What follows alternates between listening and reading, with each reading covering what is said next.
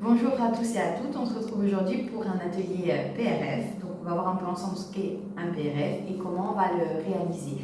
Le PRF, on l'utilise généralement sur des interventions au bloc comme des greffes de sinus. On peut l'utiliser également pour des greffes de gencives ou alors des greffes de comblement. Alors le PRF, en fait, c'est les éléments de cicatrisation qui sont dans le sang. Donc on va faire dans un premier temps des prélèvements sanguins sur nos patients et on va les passer donc dans la machine que vous voyez là qui est la centrifugeuse.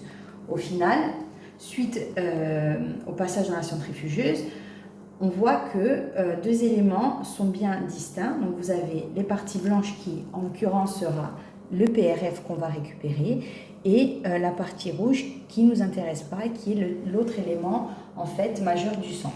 Donc ce qu'on va faire, nous, le but c'est d'extraire cette partie-là, donc qui est le PRF. Donc à savoir que PRF normalement c'est un terme qui veut dire protéine rich fibrine. Donc en fait ça regroupe tous les éléments, tous les facteurs de cicatrisation qu'il peut y avoir dans le sang. C'est pour ça qu'on le récupère et qu'on le joint en fait soit en membrane, on va voir ce que c'est, soit au greffon osseux pour augmenter la cicatrisation et la prise du greffon lors de la greffe. Les instruments que vous avez ici vont vous permettre de réaliser en fait le PRF. Donc vous avez en fait des ciseaux, des instruments comme ceux-ci qui sont des spatules qui permettent en fait après de poser les membranes de PRF qu'on va réaliser, des fouloirs également pour arriver à en fait tasser, on va le faire ensemble, la membrane pour arriver à avoir une consistance qui nous convient et une petite précelle crantée qui va nous permettre de récupérer le PRF et qui ne glisse pas. Voilà, donc ça c'est tous les instruments dont on a besoin pour réaliser un PRF et notamment là on va faire une étape où on va réaliser une membrane de PRF. Notre tube est passé en centrifugeuse, donc on récupère notre tube, on décapuchonne, donc on prépare toujours une petite cupule pour pouvoir poser les tubes après, puisque vous allez voir on va devoir extraire uniquement la partie blanche, donc on prend la précelle, là vous voyez que la précelle crantée va bien verrouiller le PRF, et là on a bien les deux éléments du sang qui sont bien séparés. Nous, la seule partie qui va nous intéresser, c'est la partie blanche, comme on l'a dit, donc qui va être riche en fibrine et où il y a tous les éléments de cicatrisation du sang. On découpe, tout simplement. Donc ça a une consistance un peu visqueuse, hein, c'est assez rigolo, j'avoue, à faire.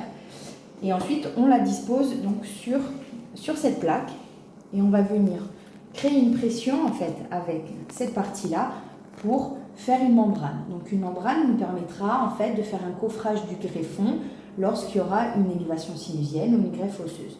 Donc une fois qu'on a posé le PRF, on va tout simplement appuyer, faire une pression avec les pouces pour pouvoir obtenir en fait, vous allez voir, une membrane, une petite enveloppe toute fine qui est faite à partir du PRF. Une fois que vous avez exercé les pressions suffisantes, vous retirez et en fait, vous voyez, là, le PRF est complètement aplati. Ça servira du coup vraiment comme une petite enveloppe de coffrage. Après, vous avez les instruments qui vont vous permettre de la récupérer. Vous voyez, vous vous aidez des précelles et de cette petite spatule qui est faite pour. Et vous pouvez la présenter du coup au praticien en bouche pour qu'il puisse la poser sur le site en protection du greffon. Donc ça, c'est pour réaliser la membrane de PRF. Maintenant, on peut également utiliser le PRF sous une autre forme. On peut l'ajouter au greffon osseux. Donc des fois, les praticiens utilisent le PRF dans le greffon osseux. Et là, ils procèdent différemment, c'est-à-dire qu'ils extraient toujours donc, la partie blanche qui nous intéresse, riche en fibrine. Ils coupent donc la deuxième partie. On va refaire la manip ensemble. Donc on coupe la partie qui ne nous intéresse pas. Et ensuite, ils vont l'utiliser en greffon. Ils vont couper des petits morceaux. Vous voyez, c'est assez facile, assez intuitif. Hop, pour pouvoir l'intégrer au greffon. Donc après, le but étant de récupérer vraiment des tout petits morceaux et de l'insérer dans un greffon pour qu'il ait une consistance un peu plus dense.